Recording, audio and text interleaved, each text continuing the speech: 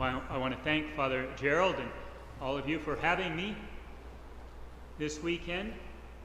I'm an oblate of the Virgin Mary. I never worked in the Philippines. I worked in Brazil for many years. And the collection goes to our seminary there in the Philippines. But first I want to talk about this beautiful gospel that follows on, is a continuation of the gospel that we heard last week, was about the multiplying of the bread and the fish to feed 5,000 people. One more proof of his divinity. Jesus was proving by his works that he was not only the Messiah that they were waiting for, but he is truly God. And so he gives us another proof today when he walks on the water. And the disciples, seeing this man walking on the water, they're afraid, they're terrified, they think it's a ghost. And how does Jesus respond? He says, "Take courage, I am." In this text, in this version of the gospel, it says, "It is I." But in the original biblical languages, it is "I am," which is very significant, because that is the expression that God used when he spoke from the burning bush. Remember, from the burning bush, he told Moses to go back to Egypt and bring his people out. "I've heard the cry of my people. Go out and set them free." And Moses says, "Well, who do I say sends me? Who are you? What is your name?" And he says, "I am who am." Tell them, "I am sent you." I am is my name. And so Jesus uses that here in other places. Remember, we heard on Holy Week, he said that he had seen Abraham. And they said, "You're not 50 years old yet. How can you say that you saw Abraham?" He says, "Before Abraham was, I am." That means I am God. So here, as he walks on the water, he tells Peter, "I am."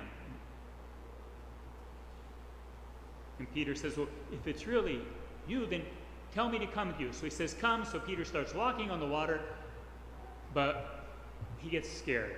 He sees the water, the waves, the wind. He feels the wind. He takes his eyes off of Jesus and begins to sink. "Lord, save me!" And our Lord saves him. But he scolds him. He says, "Oh, you of little faith, why did you doubt?" Almost all the time when God would appear in the Old Testament, they call them theophanies. In theology, a study of God, they talk about theophanies, appearances of God. In the Old Testament, they almost always, except for this first reading, they inspire fear. He speaks from the burning bush. Moses has a healthy fear of that. What is going on? A bush that burns but is not consumed. When he comes and gives Moses the commandments on the mountain is wrapped in smoke and fire and lightning. The people are afraid. They hear the thunder. But in this first reading, Elijah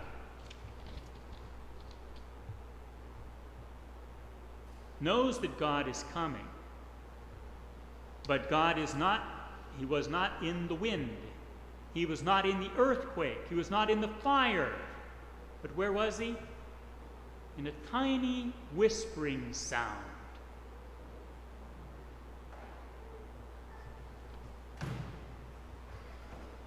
Now, there's always a reason why the first reading is chosen for the gospel of a certain Sunday. So why was this gospel chosen, or this first reading chosen to go with this gospel?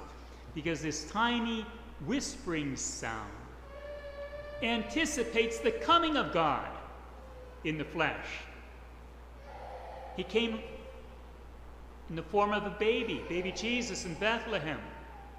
Not in fire and lightning and earthquakes, but as a tiny baby, harmless. He presents himself as the good shepherd. He dies on the cross as a man apparently defeated. And when he rises from the dead, he says, "Peace be with you." He's not frightening the people. And when he comes to us in the Blessed Sacrament, we see no fire, no earthquake, but we believe. And Cardinal Sean says this year's our year of the Eucharist, because so many Catholics have lost their faith in the Eucharist and don't recognize his real presence. When Elijah perceived his presence in that tiny whispering sound, what did he do? He wrapped his face in his mantle, because he knew that no man can see God and live. But he went to the mouth of the cave where he was hiding to present himself to the Lord, but with his eyes hidden. Now we hide our faces with these masks because we fear of the virus.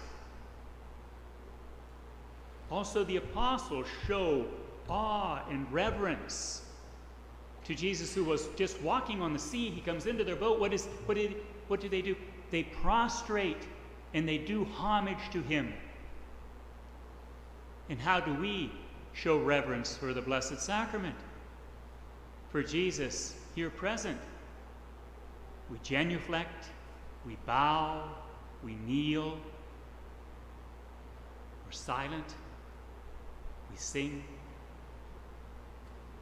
He's just as present to us here in the host, in the chalice, as he was on that lake, as he was in that tiny whispering sound. Well, our second collection today is for the seminary, the Oblates of the Virgin Mary in the Philippines. Our work, we were founded by Father Venerable Pio Bruno Lanteri in 1826, and our main work is to give the spiritual exercises of St. Ignatius Loyola, to give a spiritual direction, and that's what we're doing in the Philippines. Moved there in 1994, have a thriving retreat ministry, seminary, residence. The people are very devout, but they find it difficult to find a priest available to them, especially outside of Mass, and for confession, for direction, because we think we have a priest shortage in the States. Well, we have a priest here in the States, one priest for every 2,000 people. Over there, it's one priest for every 10,000. There's great poverty in the Philippines, hot and humid year-round. There are frequent blackouts because the antiquated electrical systems can't keep up with the demand. Our oblate seminarians tend to be very poor. To feed and house and educate one seminarian for a year costs about $2,500, and it's a great burden on most families. And the older children especially are seen as, they're expected to be breadwinners for the rest of the children, to help them get the younger ones through school. And often when the oldest feels a calling to enter the seminary, he doesn't enter because he wouldn't want to deprive his brothers and sisters of their education. So those who enter our seminary rely on donations from the U.S. to pay their food, housing, education. Once, when our classroom of our seminarians were handed out books for class that they could keep for their own, and they broke out in applause, because it was the first time for many of them that they ever owned a book of their very own, a new book. So the collection will go to support the ministry of the Oblates of the Virgin Mary, to provide needed school supplies, food, and general housing needs for our seminarians. And we thank you in advance for your generosity. Just going back to our Lord on the lake, he does not want us to succumb to the waves and the winds and the crises that we are experiencing right now. health crisis, civil unrest, political crisis, financial. He doesn't want us to sink into despair, as many have been doing, but he wants to help us cross the seas of life and confront those winds and hold our head up high, knowing that God is with us. Emmanuel, God is with us. We don't need to be afraid because he is with us. And faith gives us courage. Faith in the Eucharist that we receive. It gives us the enthusiasm. He's with us and he never abandons us. So let us keep our eyes and our hearts fixed on Jesus. And respond as the psalm, today's psalm.